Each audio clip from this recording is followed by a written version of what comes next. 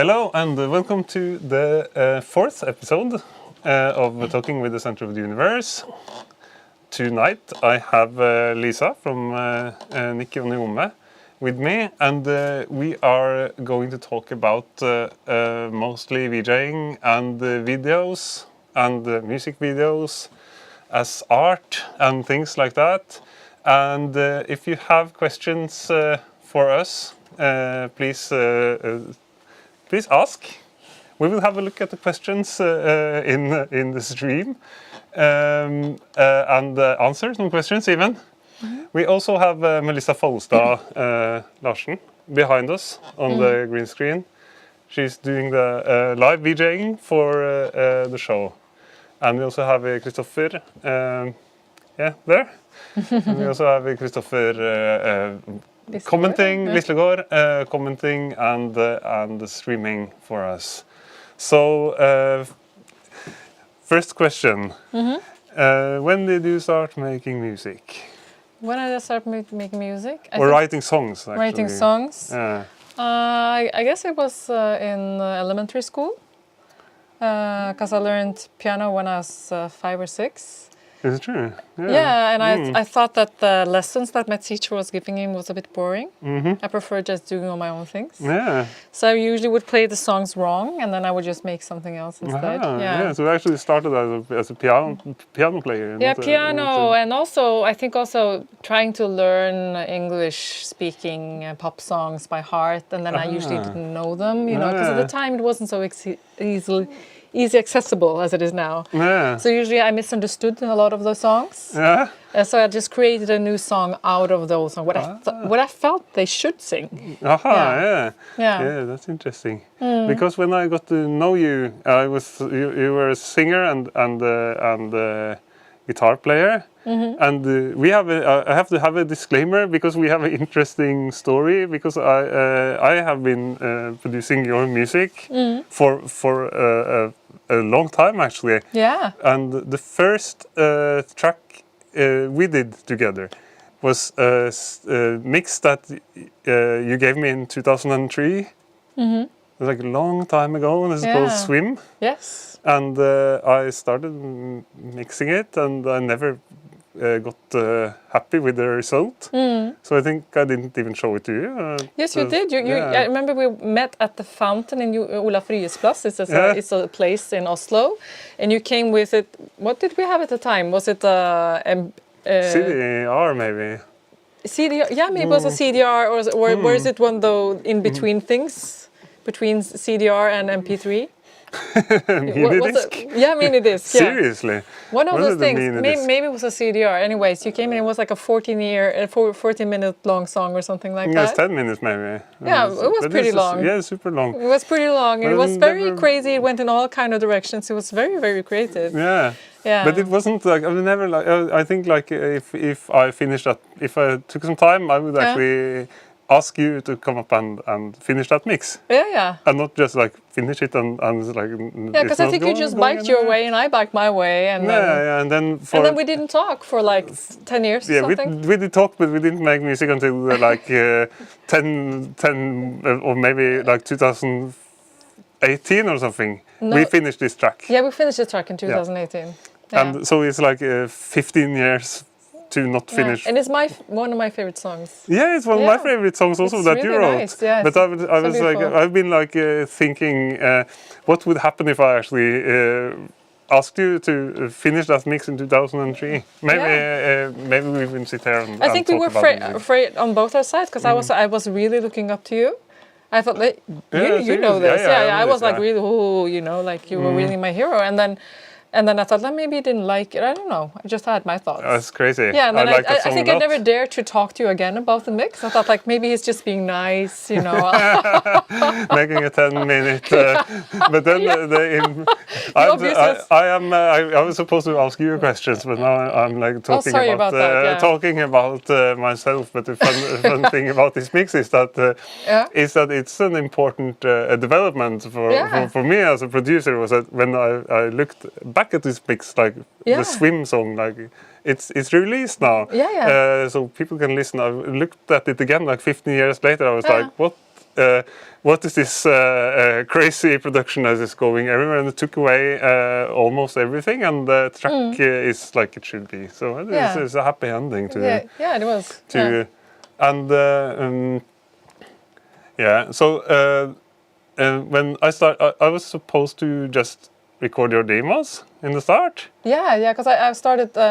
You said I was playing guitar. I was not very good at playing guitar, but when I got my first job in 2013, I also could afford guitar lessons. And then my guitar teacher was asking me, "What do you want to do?" And I kind of just want to play my own songs. I didn't want to learn anybody else. I can't play like Knocking on Heaven's Door or anything like that. So we played my own songs, and then when he heard like my songs, he said, "You should start recording it." Yeah, but it's fun because what started as a demo is I think maybe ending up as one of the songs that we are going to show here. Yes. And today, actually, we're not talking about music. Yes. We are talking about video more than music. Yes, we are. Yeah. Well, maybe we should just have a look at the first. You want to say some introduction to the first video example? Can I tell the background story about of course, because this song is called "Her Heart Belongs to Daddy." It was inspired by "My Heart Belongs to Daddy." For you guys who knows Marilyn Monroe, it was kind of a misspelling the song. Yeah. It was at the time when social media didn't have so much moving pictures, more like still pictures. And I wanted really to have more live visions, because I thought maybe that would be the future of social media, which it is at the time. And then I thought, who could make this video at the rate that I would possibly able to afford it? And then I remember there was a part I used to do capoeira, like the Brazilian martial arts. And like a long time ago, we had a capoeira party, and there was a DJ we invited in called Melissa Follestad. We asked her, could she be our DJ? And then she said, sure, I can be your DJ. Do you also want VJing? And or visuals? And I didn't even know what she meant. But I said, sure, just do visuals. And then she threw a party, and they spent a lot of work making, visuals in the space. Yeah. So it was both DJing and visuals. And I remember afterwards, several years after, when I was thinking about who could make this video, I thought about Melissa. So we got in touch. And we even had this grand scheme of trying to apply for a lot of money. We applied for money. We had meetings with something called Sanitetskvinnene. I don't know what that is in English. It's a big organization here. I think it's international because they have this campaign each year against violence against women. Rød knapp-kampanjen. So we thought maybe this song, because it was about violence against women, maybe we could make a video to the song related to that campaign. So we even met like the boss of Sanitetskvinnene. We got quite far. But unfortunately, we didn't get any money. So we had to do it on a really low-file scale. It ended up me just recording myself singing on my own Mac and sending it to Melissa. And but it got pretty cool. It's still my favorite, one of my favorite ones. So maybe we could have a look. It's super nice. Yeah. And the song also is super nice. Yeah, maybe we should have a look. Yeah. We could talk more about it after. Yes.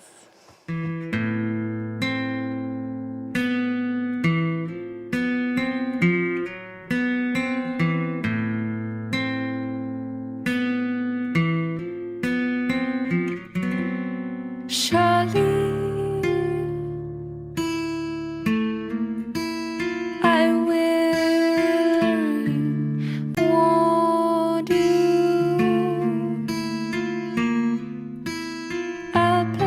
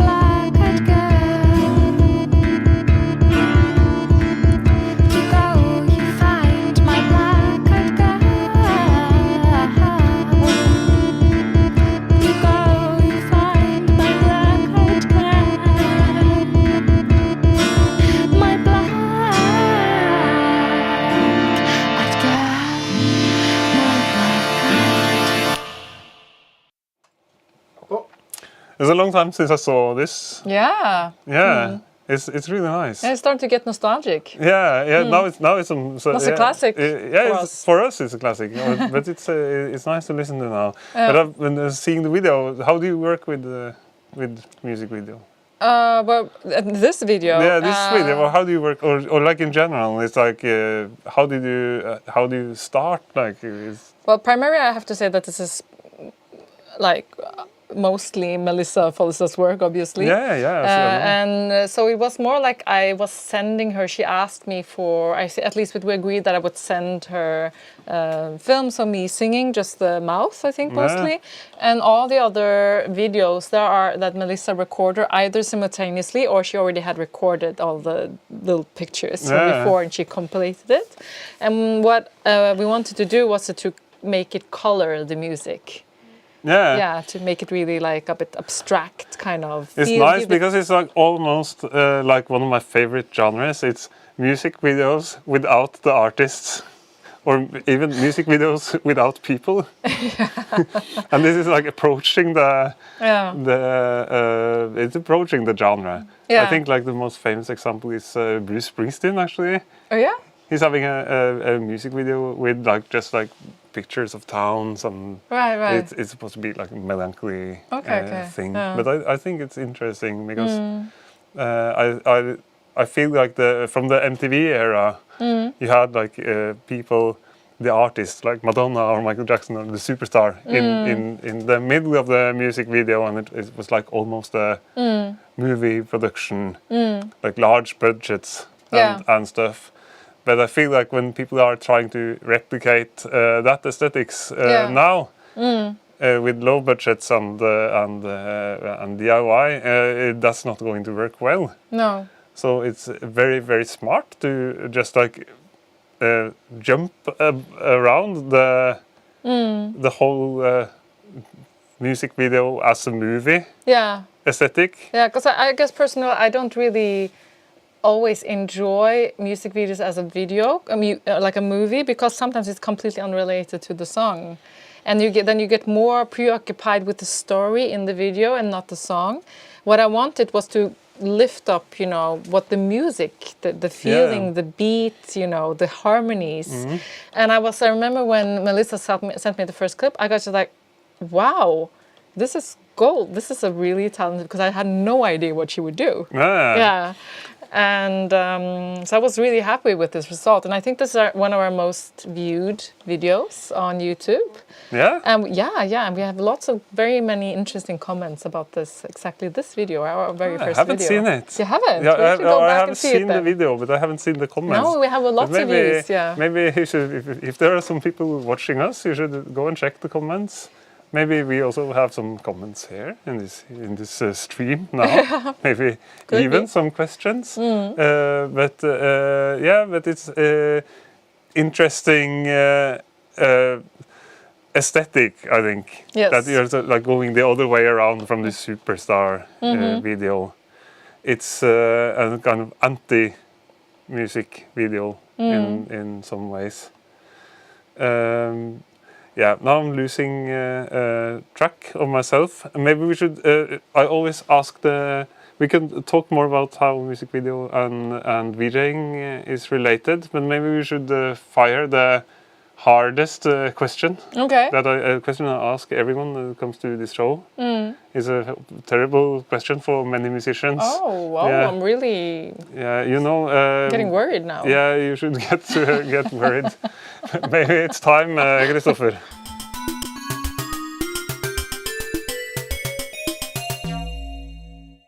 Okay. Yeah. Okay. Yeah. I'm ready. Yeah, it's hvordan går det med den nye plata? På norsk, it's like how is the new album? It has a new album. How is the new album coming along? There has been an album in 2019, and there's been couple of singles. Yes. Yeah. Yes. I guess slow is the right word, but I think it's like I think many musicians have it, that it's not an obligation that I personally feel. I feel like just going with the flow. So we have a lot of songs more or less ready, but it has been some changes in the band. So we're going a bit more in the organic direction now, probably forward. That means that we're going to kind of we have a few songs, but we need enough to make it like an album. But is it going to be an album, or is it going to be an EP? Maybe an EP. EP. Yeah. Or is it going to be singles? EPs. Or singles. Yeah. You haven't decided yet, so actually the question is irrelevant, maybe. Sorry? But, the question is irrelevant because we haven't decided if it's going to be a album or no. Because I think it's a lot of work making a whole album, and there's been one single, and there is another single that is like that I had to make, that is like that isn't even released. Yes. Isn't that true? Yeah, we have there's a song that isn't even released. Yeah, this one's not the song. That's actually pretty nice, and it's we should definitely release that one. Right. Maybe we're answering our own. That's right. Maybe we should release that one too. That would be cool, and it would be cool if Melissa maybe wanted to make a video for that one. That would be. We actually did try to make a video for it. We applied for some money, but then we didn't get it. So yeah. So maybe we have to do it like the lo-fi way or something like that. Yeah, maybe we have actual. People apply and they want. I think you applied and you got actually for the next video example that we're not showing yet. Yeah, this one we got money for. Yeah. So it's not the situation is not hopeless. No. For music videos. Independent musicians. The situation is hopeless for independent musicians. Yeah, but sometimes you're lucky. But it's like music videos. Yeah, you can still make. You're not going to make thriller. Like it's not going to make an action movie with explosions and. No, I don't think I would like to do thriller anyways. No. It's more to be. I feel it's more to be able to. Pay the people who are contributing in a decent manner. Absolutely. Yeah, and to not expect people to work for free, like for too extended time. Yeah. No, I think like that's a key thing in DIY music and also video is that you can do a lot of stuff, but if someone gets starts to earn something, you must share it among the. Definitely. So if you like suddenly get like a lot of streams or like. Support or something, you must. That's important when you're in a band. Also, it's a band dynamic thing. It's like, and I know you are like taking this seriously, but that's what makes people argue about music. Is that if you can be DIY, but if suddenly you have a lot of money and often egos and so that's good. So we're crossing the fingers. Yeah, but we're not maybe next application. Maybe next application. We're not talking about funding too much now, but we're talking about music videos in general and VJing. And what you see behind here is live VJing from the creator of these music videos, Melissa. And I've been thinking of what is the difference between like a VJ background and a music video. Oh, is this a question for me? It's actually something I just been thinking of. But have you been thinking of the same? Well, I'm always very curious whenever Melissa Follestad is doing her thing, because it's definitely that she syncs it up to the music that's played live. Yeah. But maybe Melissa is actually in the room. Do you want to give a shout out for what's the difference between VJing and music videos? Okay. VJing and music videos. The VJing, you are a lot more free. You can, when you have done it, it is done and you cannot go back to it. It's kind of the same way as the live show now. It's what it is. And it also, it gives you an opportunity to just improvise and discover things on the way, because all of a sudden things go bad and all of a sudden things go good, and it ends up being quite fun. Music video, of course, you can be going into the detail of stuff. You can be going into the beat, into the little hi-hats, into all this stuff, but again, it takes time and it's a different way. I must say I like better VJing, to just let it go and let the music kind of decide a bit how it goes. But it's fun. Both parts. Yeah, definitely. I hope the audience heard what she said. I think Melissa is hiding inside the green screen. You can hear her talking. She's just speaking like a voice of God. Speaking in the voice of God, and it's nice because that's the VJ's job. And I feel like as a DJ myself, I always feel like the VJ is getting so little attention. Yeah. Well, she's doing so much. We had a show last year in Dunk. Yeah. And we got so much good feedback about the visuals, because it really, and very many, I kind of feel like, even though Melissa is a free runner and she's have a million other projects, but I kind of feel that she's very part of this project. I think very many see, like when they think about Nikki Oniyome, they think about a lot about Melissa Follestad's work, actually. Man. And also the concerts. I think that's the kind of the cherry on the top or something like that. Or even more. Yeah, it's like what makes the ambience is also the visuals. Yeah, so it's a super integrated part of the music. And that's what is a good VJ, I think. Yeah. It's something else than if you just do a job. It's some more personal thing if you're with the band and you do something that is like. I think also because Melissa Follestad, she knows the music really intimately, and I think it creates just, as what I heard from the audience, the people who tell me, give us some feedback, they say it creates this kind of immersive experience. Yeah. Actually, that whole concert was filmed, but it was never published. And where, as far as I know, I think I published some snippets. Yeah, some snippets. Yeah. But maybe not from the one you got. I think I published some of it. If it was up to me, nudge, I would just publish the whole show, because that was I'm a very lazy artist. Amazing show, so you should step up the social media game and just publish the whole, because then people can see these visuals. Yeah, that's true. But there are sharing is caring online, is Christopher? Is there anyone watching us? Is there any questions or any? Is there any questions? Are there any questions? No, there's just. Comment, let's just, whoops. Oh, there we have. From Finland, they're still broadcasting from Finland from the last stream. But Oh, is this a sports? This was from when we section? interviewed Mesak from Finland, and I had like there's a live webcam from Finland that is going into the stream, but we're not supposed to see. Is this actually live now from Finland? Yeah, that's how ski jump in Finland looks. Oh my gosh! Yeah. So we used to do this for this show, just to talk a little bit about the Talking with the Central Universe show. When we don't have a VJ, what we usually do is that we talk to people, and then Lillehammer Experimental is watching. All right. And we heard. Okay. When we here we have the new studio. Usually when we have the show, we interview people from talk with people from somewhere, and behind us is like somewhere a live webcam from somewhere later. Yeah, and now we still have from Finland. No, from last time it was Mesak, and then we had like a port of Helsinki, and then we have the ski. But now we're back in a new studio. Yeah, but there's no questions. If you have questions.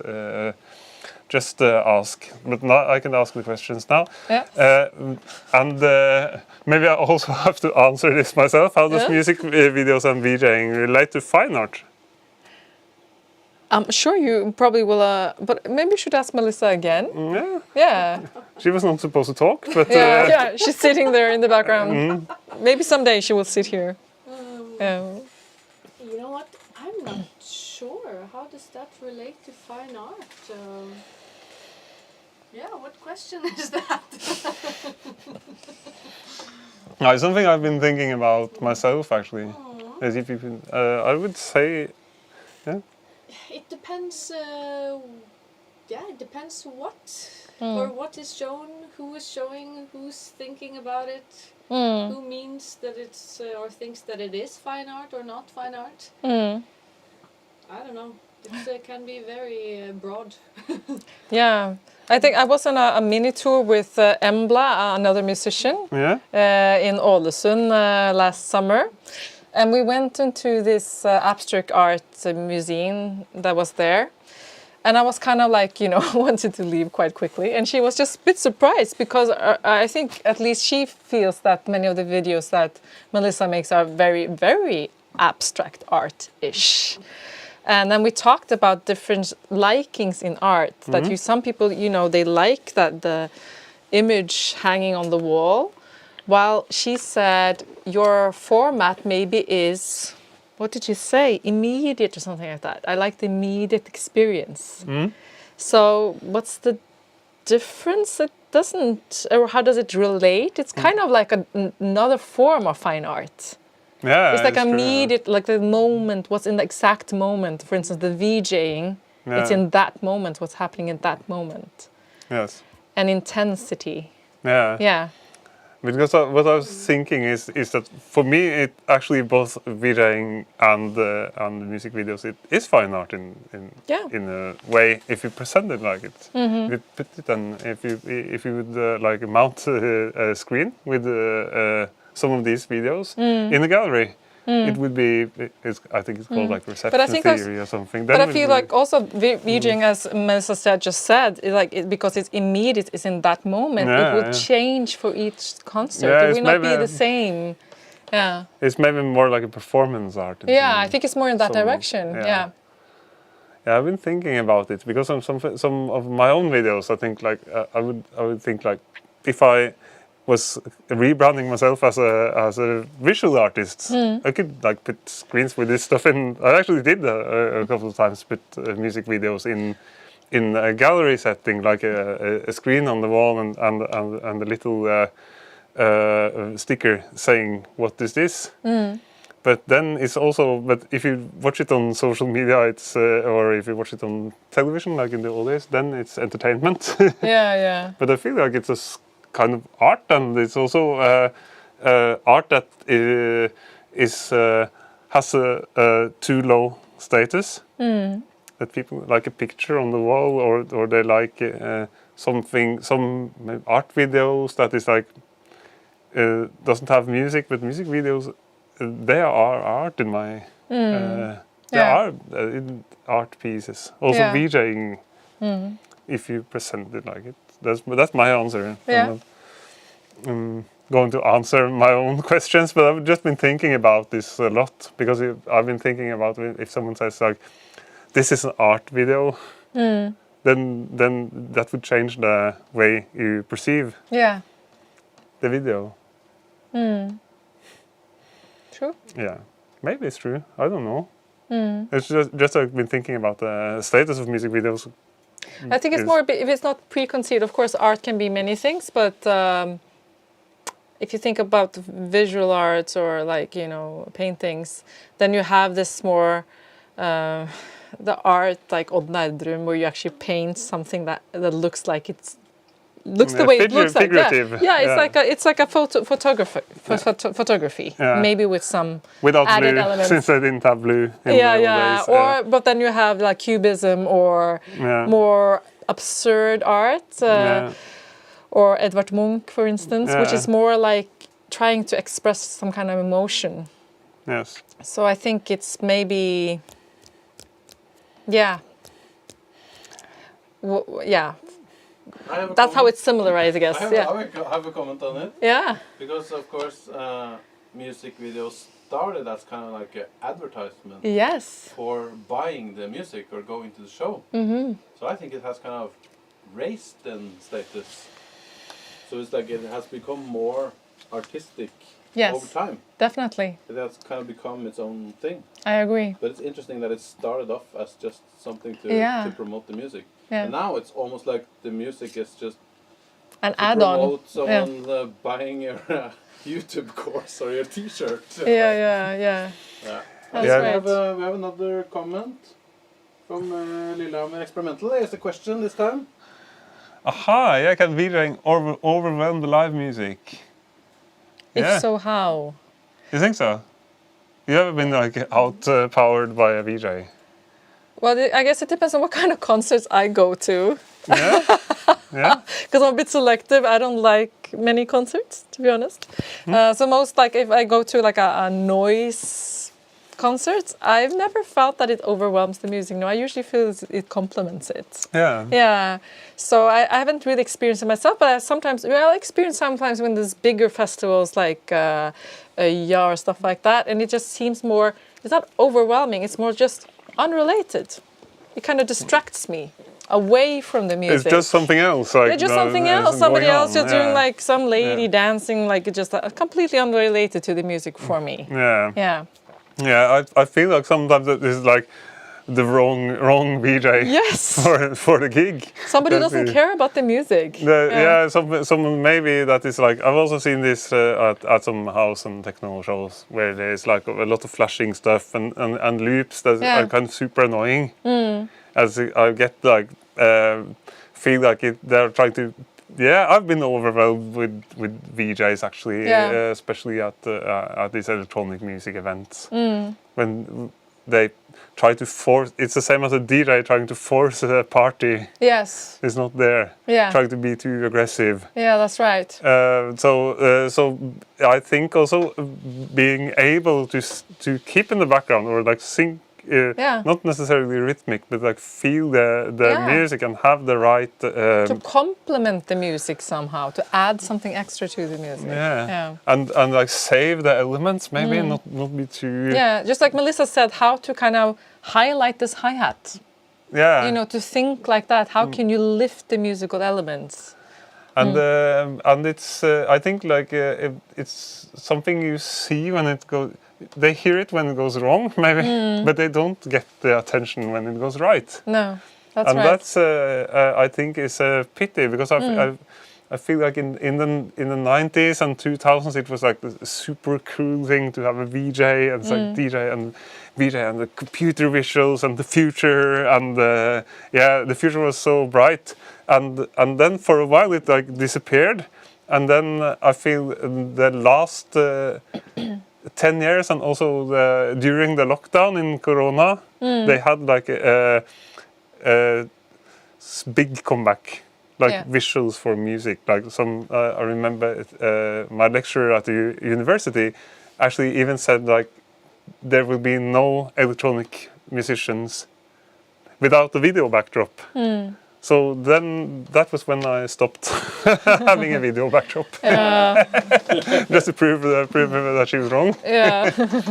I started to have light bulbs instead, because I think like that either you should have someone doing it, a dedicated VJ, or you should maybe just leave it. Yeah. Yeah. It should not be overused. Yeah. Yeah. It can be overused. Just to put something, that's no point. Then it's better to not have anything. Less is more. Absolutely. I think like light shows could be even more overwhelming. Yeah. It is the same. Also, the lights can fall into the same as the VJs. If it's too much, and then like we are exciting on every moment. Yeah. It's like, okay, it's allowed that the music is exciting, but we don't have to be exciting at the same time all the time. Exactly. Yeah. So this contrast, it's a fine balance. It's like playing in a band. Yeah. You can't have the guitar solo the whole time. Everyone can't be loudest. Exactly. But especially with lights, I feel like it's even also with video, but especially with lights, I feel like people are thinking more is more. Yeah. But with lights, that's not true. No. Maybe music can be true, but also in music, it's like if you have too many elements, they push each other out. It's like a band. They cancel each other out. Yeah, they do. With a band where the drummer, the guitar player, and the bass player, and the singer wants to be the loudest. Yeah. And you have like just like I remember being blasted with lights. At big shows, and then like afterwards You become like very completely overstimulated. Was like thinking it would be cooler to have one very good placed light in a dark room. That looks much cooler. That's my personal opinion. I'm not a minimalist. But, talking of this, will there be more music videos from you?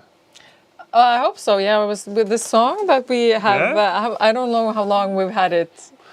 We made it finished during COVID, I think, didn't we? We finished it during COVID. Yeah, I don't want. It's like almost 4 years ago. I don't want to think how long is it. Yeah, so that would be nice to maybe make a music video to that one, but we haven't taken any steps. No. Towards it. No. And you have been making some videos. Yeah, I have made. We had a collab, like Center of the Universe, Nikki Oniyome collab, where I was like thinking I could never bite these aesthetics, but I had an idea for a long time that I would try to make a video for one of your songs, where it's like everything is audio reactive, everything is reacting to audio. The video is made from the audio, and that's what I've been thinking about. That would fit your music or very well. That is making a music video, but thinking like VJ. So that's a Soundwaves, the Soundwaves video. Yeah, that was released last summer. Yeah, it was released last summer, and it has a great remix from Sommerfeld that also has a remix of the video, and nobody put that online either. No, that's... Nudge, nudge. But it's... yeah. Maybe we should put that online. That's what this talk show is about, is making things that we don't put online. Yeah, that's pretty... But I had this idea about making this... maybe it's an actual combination of music video and VJing, but I don't know VJing. But it's like it's about sound, so the synths and drums is like triggering the waves, and I think that was nice. But yeah, it's really nice. I could never. I feel like I could never try to bite this aesthetic. I could never try to like.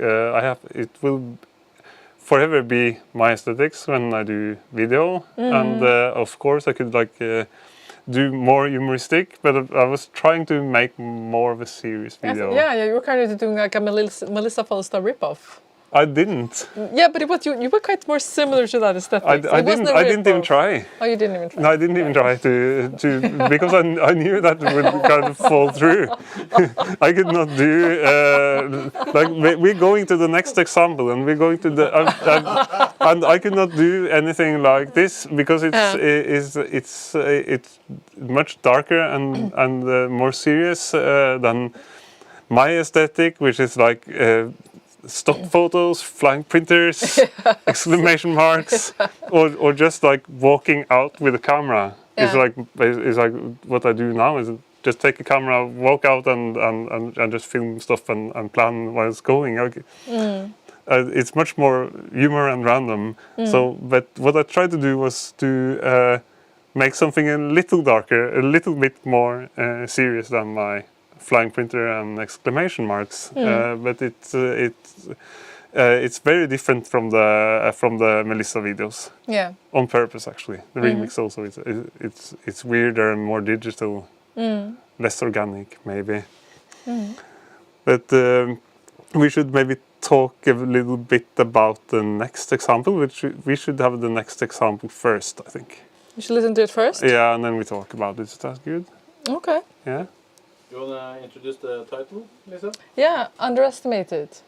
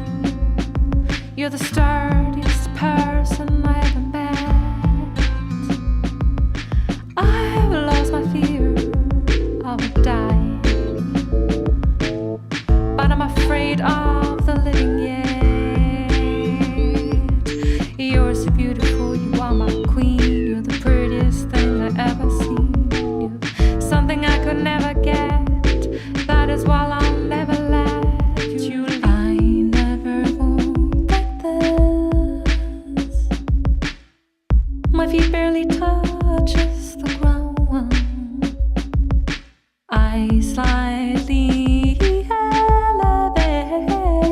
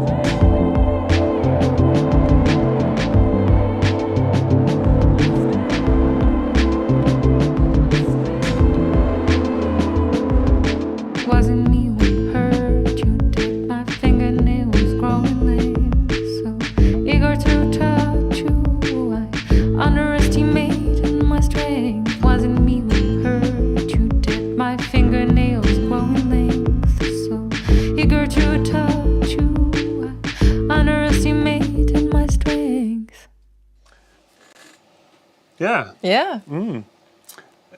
How did this? How was this video made? I know a bit about this already. Yeah. For the people watching, it's closely related to the music. Like after we released the last song, the two previous. No, we also released an EP. That's true. We had released 2 singles, then 1 EP. And then we were just making an album. It went really fast when we created that album. Yeah. And then we applied for money, and this time we actually got money. Yeah.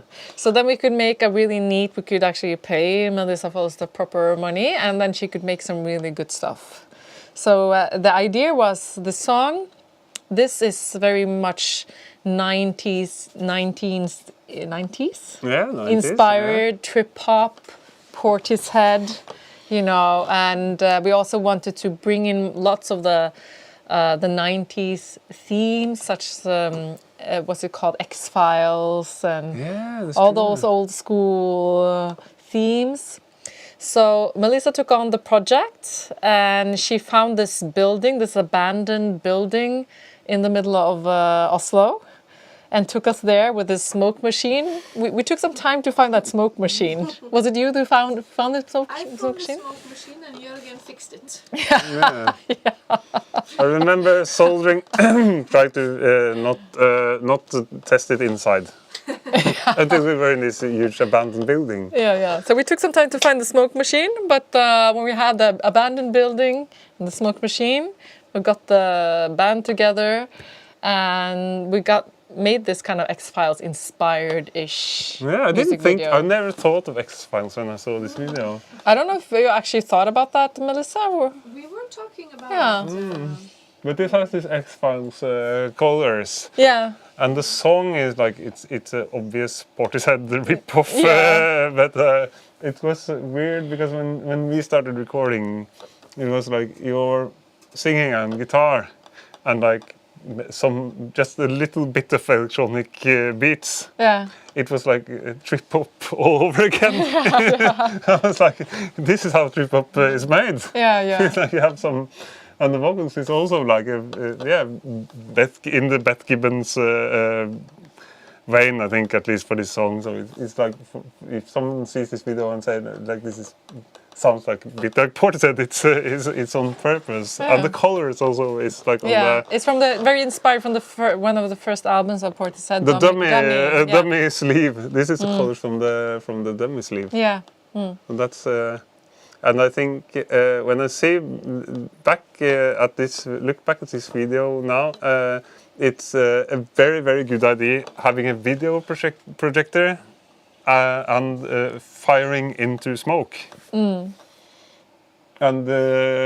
we were supposed to do that on stage, but then we didn't get, it wasn't allowed having a smoke machine inside. But that's something, did you do that, Melissa, in stage, having a video projector?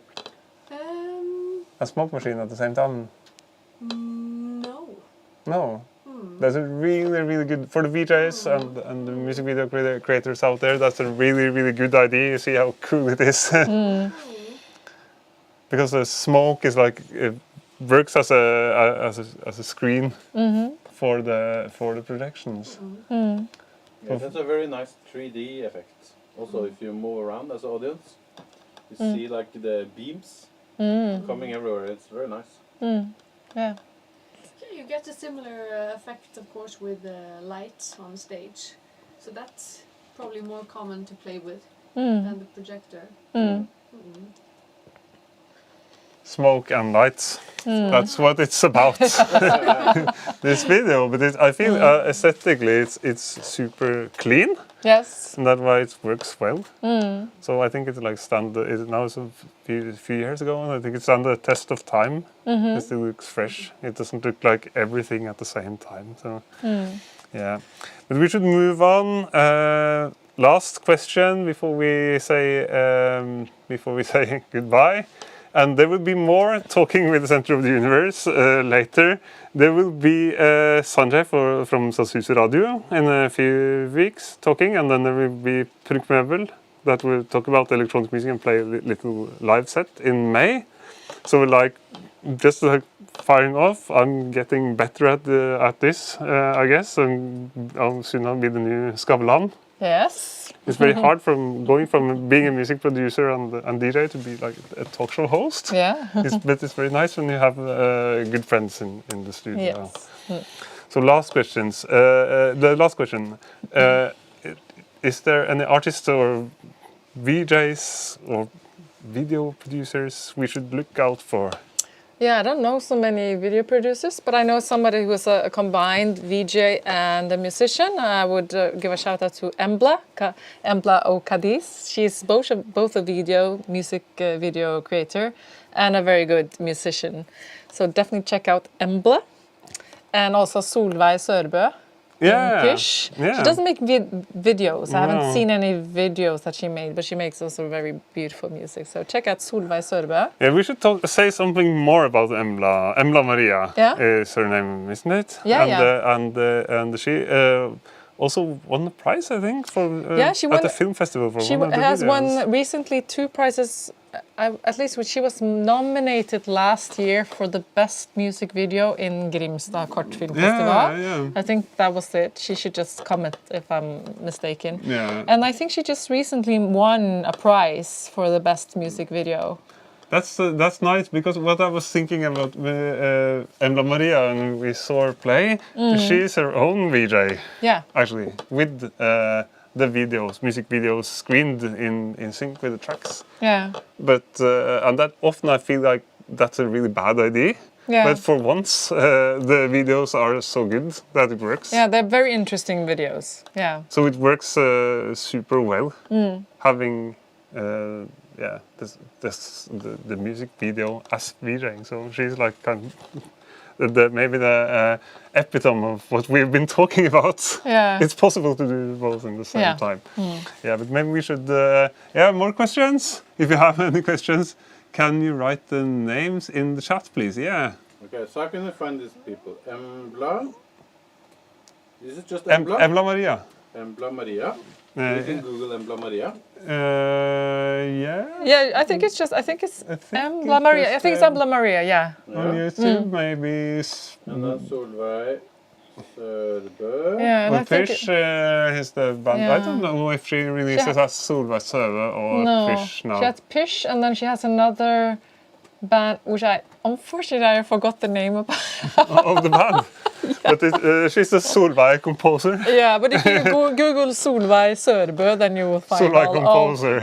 Solveig Sørbø composer. Yeah. Then you will find her project. She's not named the composer. Yeah, there is a page on Facebook that says Solveig Sørbø, like a fan page. You look at the fan page. Yeah. And I feel like this has absolutely nothing to do with anything, but I feel like when bands come back now. When bands release, like the bands that have, I'm not saying the name of this band, but if there is a band that has been releasing music in the 90s or 2000s and they take like 20 years break, and then they come back, maybe Gåte, maybe they did this probably, Gåte, the folk rock band, and they, I'm not sure, but then they come back now and they hear like, well, social media is a thing, then they call themselves Gåte Official.